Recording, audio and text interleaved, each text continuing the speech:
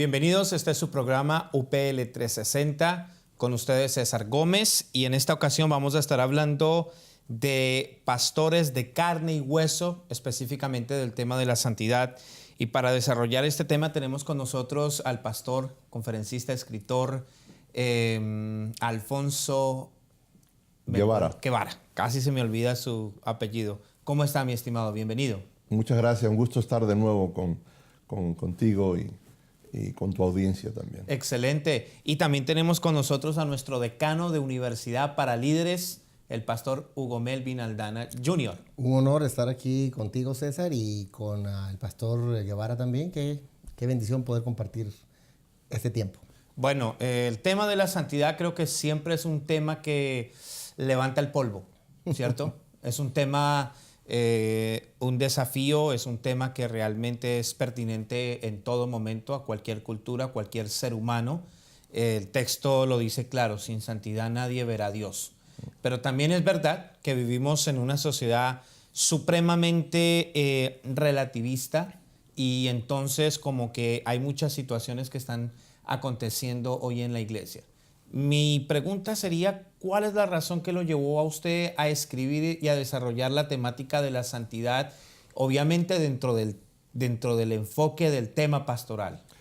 Bueno, eso es un tema obligado cuando se habla del pastor, de la vida del pastor. O sea, no estamos exentos. Y más a nosotros que se nos exige unos estándares que el llamado al ministerio no es para todo el mundo.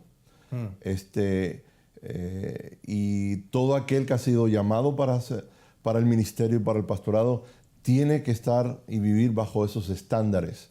Lo que pasa es que en los últimos tiempos se ha filtrado lo que tú estabas hablando, de todo ese relativismo y toda esta cosa del mundo secular a la iglesia y al pensamiento cristiano, y ha modificado en muchas maneras el concepto de santidad en el pastorado. Entonces se ha relajado mucho acerca de esto.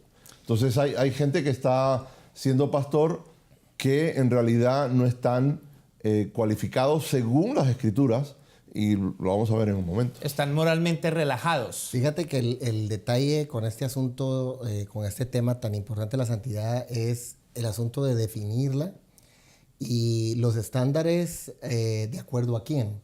Porque entonces empiezan a ver que las diferentes instituciones, iglesias, hablan de una santidad con definiciones a veces bien diferentes que otras. Entonces se pone complejo a veces el tema, ¿no? Este programa promete mucho, pero antes de continuar quisiera enviar a nuestra audiencia al segmento al que hemos llamado Upeleando.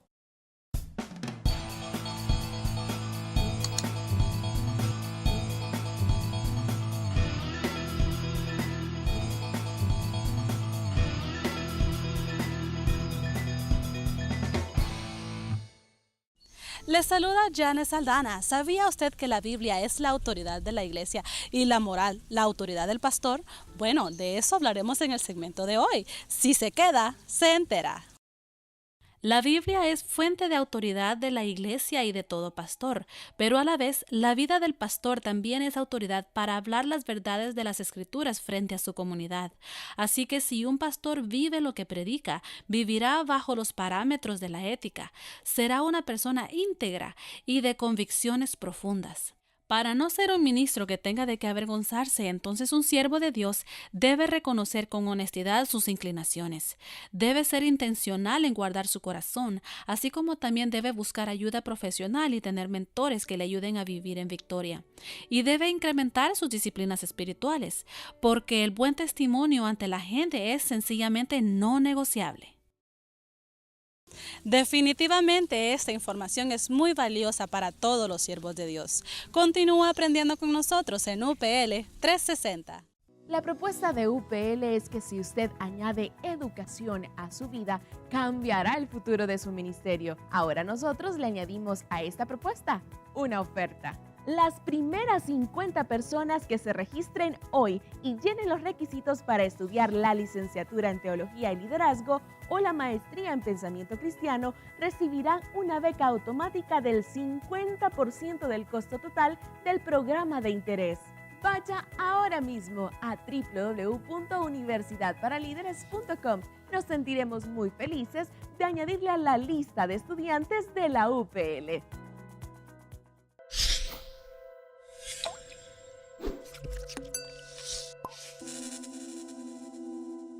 Hola, mi nombre es Kevin López y tengo una pregunta para Universidad para Líderes. ¿Cuáles son los componentes esenciales de la santidad?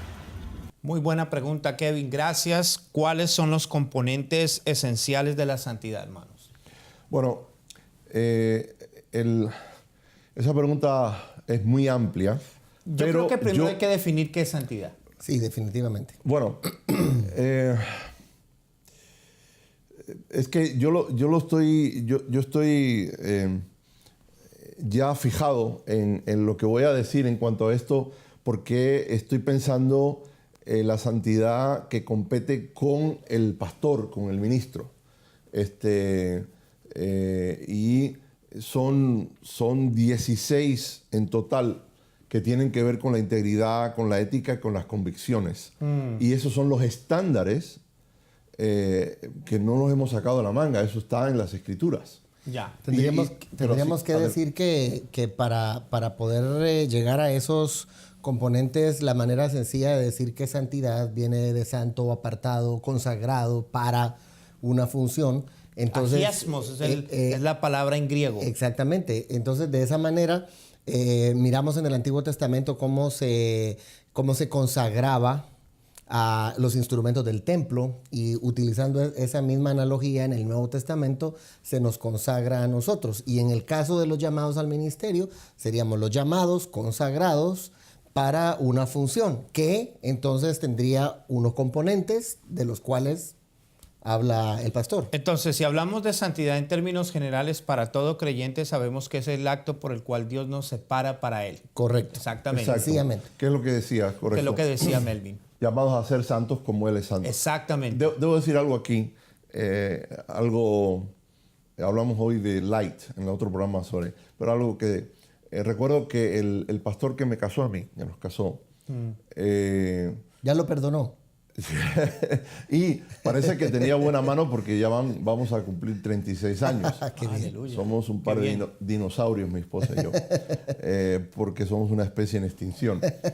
Eso es otro tema que hablamos ahí en el libro. Pero recuerdo que él, siendo misionero y pastor también allá con mi papá en España, él haciendo amistad con el párroco, con el cura del barrio, queriendo hacer amistad y contacto, el cura lo invitó una vez a él a predicar en la misa.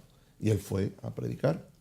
Y el cura vino un día al culto evangélico de la iglesia donde estaba él y llegó antes de tiempo, ¿no? Y cuando entra, se quedó sorprendido, nunca había estado en una iglesia evangélica. Y cuando mira para todos lados, le pregunta a él, que se llamaba Rodolfo Loyola, le pregunta, ¿y dónde están los santos? Y Loyola, ni corto ni perezoso, le dice, llegan en media hora. Entonces sí, es correcto, es entender ese concepto de que hemos sido apartados para el Señor. Ahora, cuando estamos hablando de santidad en el nivel del ministerio y específicamente del llamado pastoral, uno de los elementos esenciales, además de otros que hay, estamos hablando de la integridad. Y hoy hay una crisis de integridad. Se dice que por cada celebridad que muerde el polvo y que cae, hay un sinnúmero de pastores, de líderes, laicos, que están también en una situación comprometedora. Hablemos de la integridad. ¿Qué es integridad? ¿Cuál es el enfoque que usted le da al aspecto de la integridad en su libro? Yo hablo de esto en integridad, lo resumo, lo defino de una sola pieza. Ok, así es. Si es algo que lo podemos definir de una manera muy práctica y visual, de una sola pieza, que no es de doble ánimo, que es de una sola pieza y que se puede, que vas a esperar lo mismo que has visto de esta persona hoy y mañana. Pablo dice que el siervo de Dios en su carta a Timoteo, cuando está hablando de las cualidades de los obispos, de los líderes, que es aplicable obviamente a un pastor, él está hablando que él debe ser íntegro. Habla de la integridad. Bueno, de hecho, yo iba a mencionar esto porque son 16. Así es. No sé si tenemos tiempo para hablar de eso, pero por lo menos algunas de ellas que tienen que ver con todo esto que estamos hablando de santidad y de lo que se demanda de un pastor en estas características, ¿no? Entonces, íntegro, ¿qué otra creo? Pastor, Bueno, quisiera sí. hacerle ahí una acotación. En el hecho de, me gusta el concepto de integridad, de una sola pieza, pero vuelvo al título del libro, Pastores de carne y hueso. ¿Puede alguien bajo la naturaleza humana ser de una sola pieza? Es decir, no es lo que no aspiramos a hacerlo, pero en nuestro caminar diario nos damos cuenta que los errores son como parte de la vida. Entonces, ¿de qué manera podemos llegar a ser de una sola pieza con la humanidad que tenemos? Bueno, hay ciertas cosas que uno debe hacer. Lo vamos a mencionar en un momento. De ahí es el tema de reconocer cuáles son nuestras inclinaciones, nuestras debilidades y confrontar eso. Y ahora vamos a tocar eso. Pero hablando de esto, una de las cosas que se requiere de un pastor en relación a esto que estamos hablando es que sea irreprensible. Irreprensible. Esto es interesante. Ahí en el libro yo voy al original y lo que significa cada una. Obviamente no vamos a hablar de esto, pero irreprensible significa que no se le puede sorprender en algo malo. Interesante, ¿no? O culpar luego de un examen imparcial. Esa es una característica que tiene que ver con la santidad. Y de las características de un pastor, otra, marido de una sola mujer. Es interesante, la Biblia habla de esto como uno de los requisitos, y es interesante porque esto implica que tiene que estar casado. Ahora, pregunta, ¿cree usted, y tal vez eso tengamos que responderlo en el próximo segmento, pregunta, ¿cree usted que el hecho de que un pastor por A o por B se divorcie lo descalifica del ministerio pastoral? Pero antes de que me responda, nosotros vamos a entrar en una pausa. Usted está viendo UPL 360. No se vaya, ya regresamos. Agrega la educación a tu vida y cambia el futuro de tu ministerio. Estudia el diplomado en Ministerio Pastoral. Estudia el diplomado en Ministerio Pastoral en línea con nosotros y agrega la educación a tu ministerio. Estudiando será la única forma de responder a los desafíos que enfrenta nuestra sociedad. Todo lo que necesitas saber en el teléfono 904-415-3464.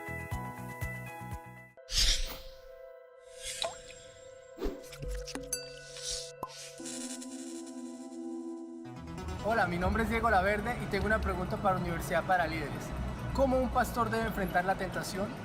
Gracias, Diego. Es una muy buena pregunta. ¿Cómo un pastor debe enfrentar la tentación? Ahora, pero antes de que respondamos esa pregunta, estábamos en una conversación importante. La primera, hablando en cuanto a que el siervo de Dios debe ser marido de una sola mujer. Pregunta, entonces, si un pastor se divorcia, ¿está descalificado del ministerio pastoral?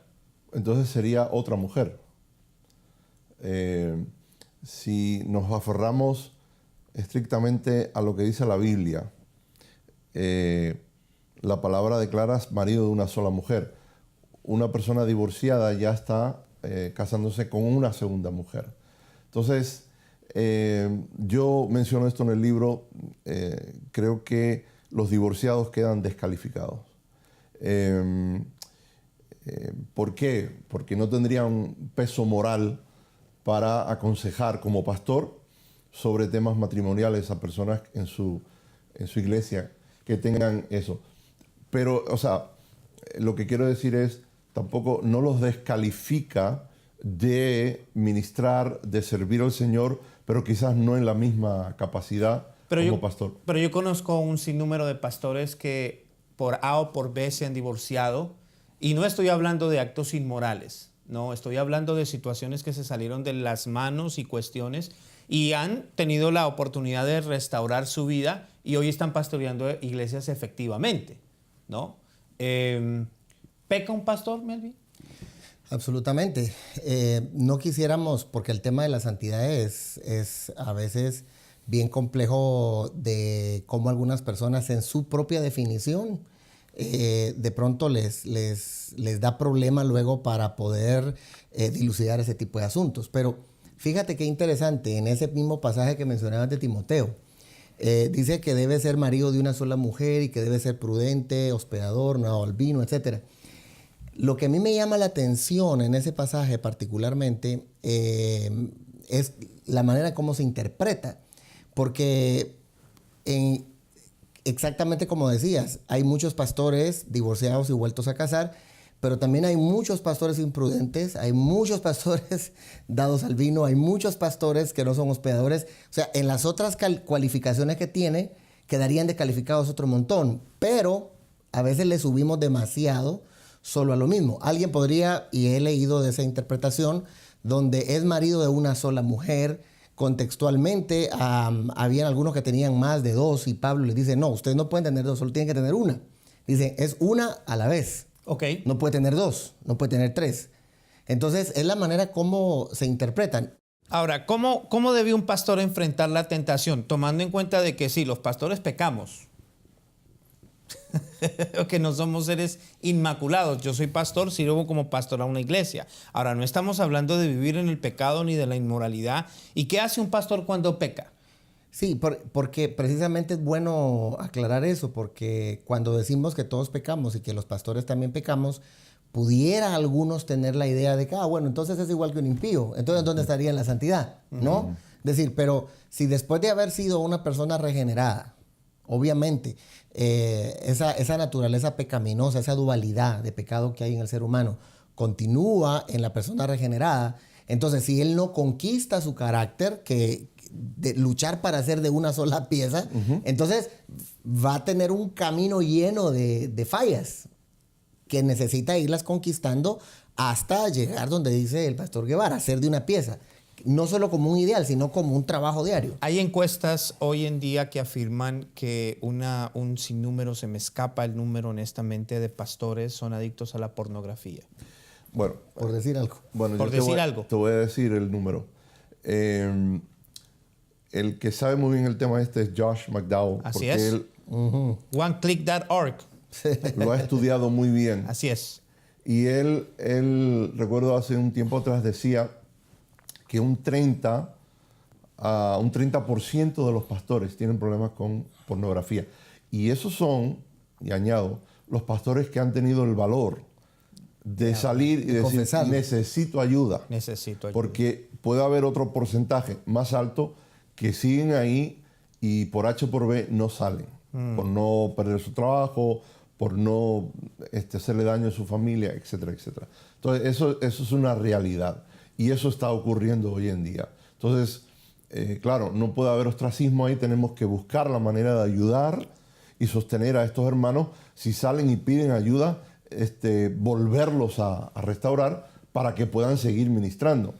Porque una vida así también descalificaría de acuerdo al concepto de Pablo, ¿no? Es decir, en cuanto a una persona que no es íntegra y entonces tendría un problema. Y estos, como dice el pastor, son los que lo han confesado, pero que están ya con una adicción considerable, ¿no? Sí. Aquí dice que uno de los aspectos para que el pastor enfrente la tentación es que debe reconocer honestamente sus tendencias e inclinaciones. Ahora, antes de continuar y seguir diludizando en este tema, yo quisiera que fuéramos al minuto de liderazgo. Tenemos al pastor Alberto Guerrero. Pastor, lo escuchamos.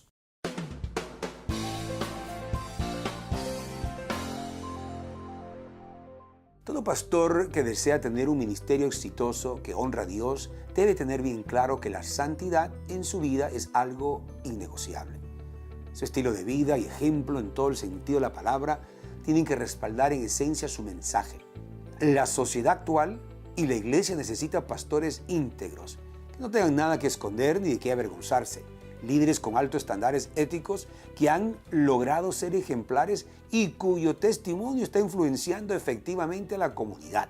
Hombres de Dios que no están dispuestos a negociar sus convicciones y cuyo carácter no se doblega ante las ofertas tentadoras de este mundo. Esto no quiere decir que el pastor no es un ser de carne y hueso o que sea inmune a la tentación de ninguna manera, sino más bien ha aprendido a ser honesto consigo mismo y ha sido intencional en someterse bajo la gracia de Dios y a los códigos espirituales que establecen las Escrituras.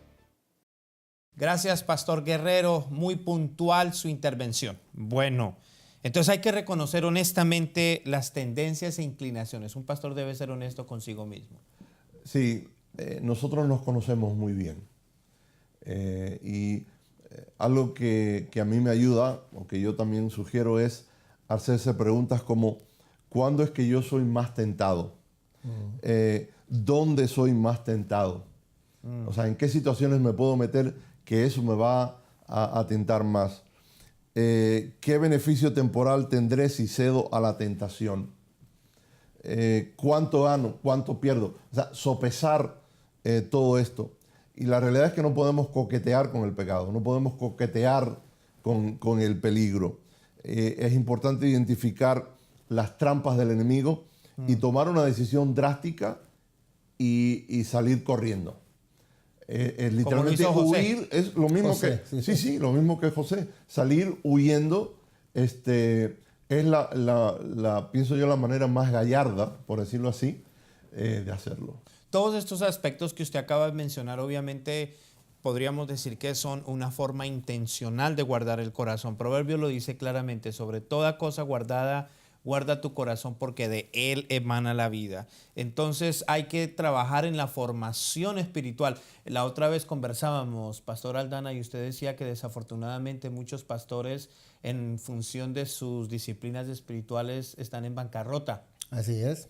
No han logrado, primero, entender el concepto de formación espiritual, ¿verdad? Que es una formación de carácter que no, por ejemplo, fíjate, hay gente que entre el ministerio pastoral, algunos que ayunan porque tienen que sacar demonios, por ejemplo, ¿verdad? O que hacen ciertas oraciones porque tienen un problema. Entonces no hay que ayunar para sacar demonios. No. Tiene que estar listo para hacerlo siempre. Es decir, no se ayuna para eso, se vive una vida de oración. Exactamente. Porque puede ser que sean demonios o cualquier otro asunto. De hecho, yo particularmente nunca ando buscando endemoniados, pero si me salen, para afuera, ¿no? Ellos me buscan. Ellos me buscan a mí. Entonces, ese es el punto, en mi opinión. Ahora, cuando un pastor está pasando por una crisis, ya sea una crisis personal, una situación de tentación, un problema serio de orden moral, ¿en dónde puede buscar ayuda? ¿Pastor debe hacerlo dentro de su propia iglesia o qué es lo más sabio?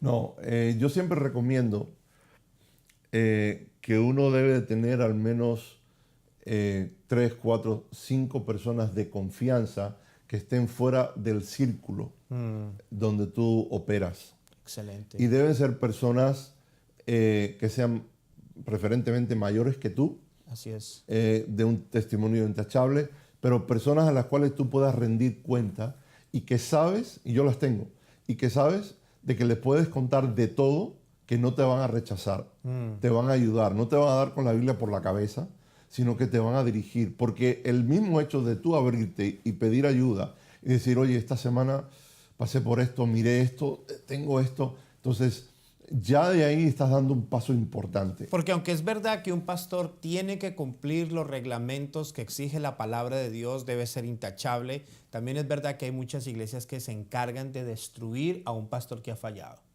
Sí, porque somos, como decía, ¿no?, el único ejército que dispara a sus propios heridos, ¿no? Sí, sí. Ahora, aquí habla también, por ejemplo, de incrementar las disciplinas espirituales. Háblenos un poquito más. ¿A qué? Obviamente sabemos que hay que orar y que hay que leer la palabra. Hablamos de otra. El hecho de buscar mentores o dar cuentas es saludable. ¿Qué otras disciplinas espirituales creen ustedes que son saludables para manejar la tentación y el ritmo ministerial y la vida?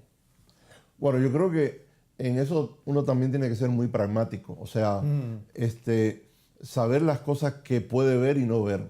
O sea, tú de todas maneras tienes el poder de decisión. Así es. O sea, yo puedo entrar a cualquier lugar en internet, que son, creo que son más de 1.000 millones de lugares pornográficos. Tú tienes el poder de hacer cualquier cosa y supuestamente, pero te va a pasar lo que le pasó a Moisés. Okay. Que él mató al egipcio, lo enterró, miró para un lado, miró para el otro, pero se le olvidó mirar para arriba. O sea, no olvidarnos Exactamente. de que en primera y última instancia estamos delante de la presencia del Señor 24/7. Entonces, pero aún así, tenemos que ser conscientes de que sí, de que pecamos, de fallamos, se nos va la vista, decimos algo, hacemos algo. No es llegar al punto, no sé quién de los antiguos decía que llegaron a cierto modo de santidad que ya no pecaban. Oh, sí. Agustín de Hipona, creo. Se nos está acabando el programa lastimosamente. Está yendo hacia el final. Conclusión, los pastores debemos vivir en santidad. Sí. ¿Qué otra conclusión? No debemos creernos, Agustín de Hipona, que no pecamos. ¿Qué conclusión, pastor? Buscar siempre ayuda, no quedarnos solos, no cuando nos metemos en problemas, porque esto se vuelve una montaña y tenemos que buscar enseguida ayuda. No es debilidad, eso nos va a traer fortaleza. Así es, y guardar nuestro corazón intencionalmente. Pastor, muchísimas gracias por habernos visitado en esta ocasión. Un gusto. Y mi estimado, gracias. Qué Siempre alegría, es un placer hombre. tenerlo. Sí, seguro que sí. Aquí platicamos. Agradecemos a nuestra audiencia por haber atendido este programa el día de hoy. Esperamos que participe con nosotros de nuestra próxima emisión. Este ha sido UPL 360.